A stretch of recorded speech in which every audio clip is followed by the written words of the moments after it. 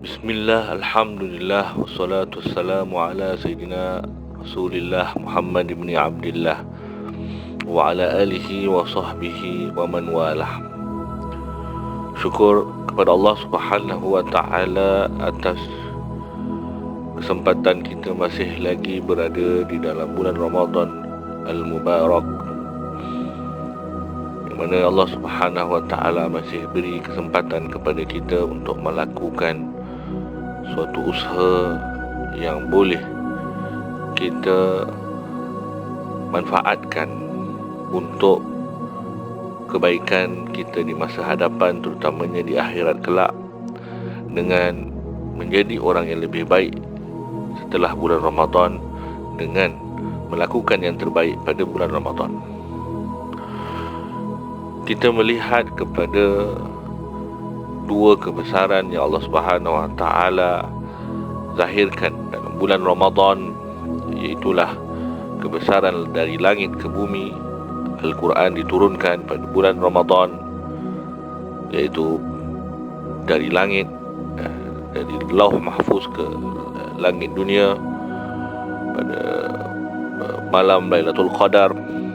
Dan kemuliaan yang kedua ialah kemuliaan dari bumi ke langit, iaitu suatu ibadah yang agung yang merangkumi segenap makna kehambaan, iaitulah ibadah puasa. Allah Subhanahu wa ta'ala mengaitkan dua perkara ini pada satu masa, iaitu pada bulan Ramadan, iaitu ibadah as-siyam, ibadah puasa, dan Al-Quran, kalamullah yang Allah turunkan sebagai petunjuk kepada kita, agar kita benar-benar memanfaatkan bulan Ramadan melalui dua kemuliaan besar ini: kemuliaan ibadah kepada Allah Subhanahu wa ta'ala melalui ibadah puasa, dan kemuliaan interaksi Allah Subhanahu wa ta'ala kepada kita, iaitu Al-Quranul Karim. Bulan Ramadan, apabila kita kaitkan dahulu dengan kemuliaan yang pertama, iaitu kemuliaan ibadah puasa, maka kita faham bahawa puasa ini ialah suatu ibadah dalam bentuk meninggalkan, ya. Makna puasa itu sendiri, ataupun saum ataupun siam, ialah menahan diri. Apa yang ada pada menahan diri itu?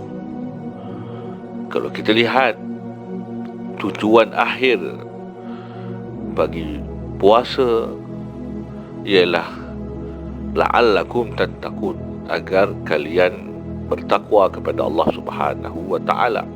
Maka tujuan akhir daripada puasa, iaitu takwa, hanya benar-benar akan dapat dicapai melalui proses menahan diri kita daripada sebarang kegelinciran terhadap kehambaan kepada Allah Subhanahu wa ta'ala.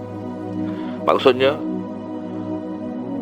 konsep menahan diri ini penting di dalam usaha kita dalam rangka untuk mencapai kesempurnaan takwa. Kerana takwa ini berasaskan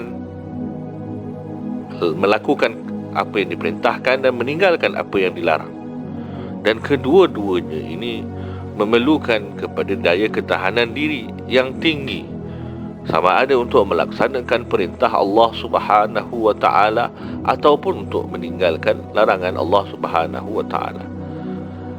Maka kerana itu, puasa ialah latihan untuk kita mencapai stamina yang tinggi dalam kekuatan untuk melaksanakan tuntutan-tuntutan takwa, iaitu melakukan ketaatan dan meninggalkan larangan. Seperti mana orang yang ingin melakukan aktiviti sukan misalnya, maka dia perlukan kepada senaman-senaman untuk menguatkan stamina dan untuk menguatkan anggota-anggota tubuhnya yang penting untuk digunakan dalam acara sukan. Maka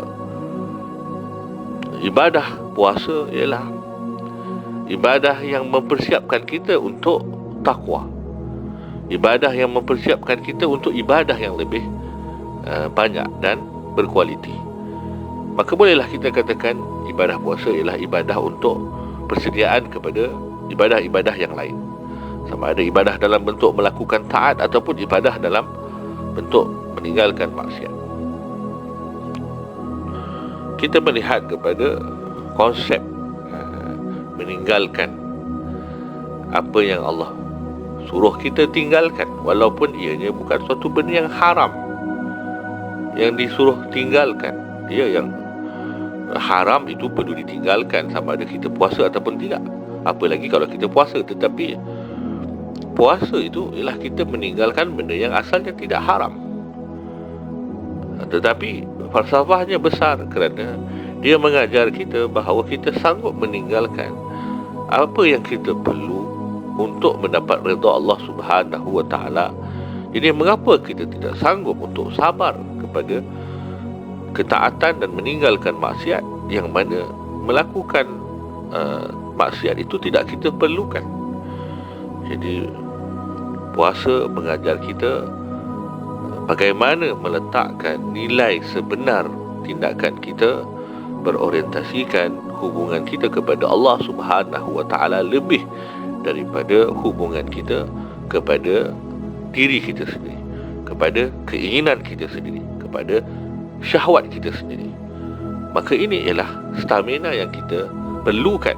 Ini ialah antibody yang kita perlukan untuk terus sihat rohani kita dalam menjalani kehidupan-kehidupan yang mendatang, supaya kita benar-benar meletakkan, akhirnya yang paling kita utamakan ialah apa yang dituntut, apa yang diingini, apa yang dikehendaki oleh Allah Subhanahu wa taala.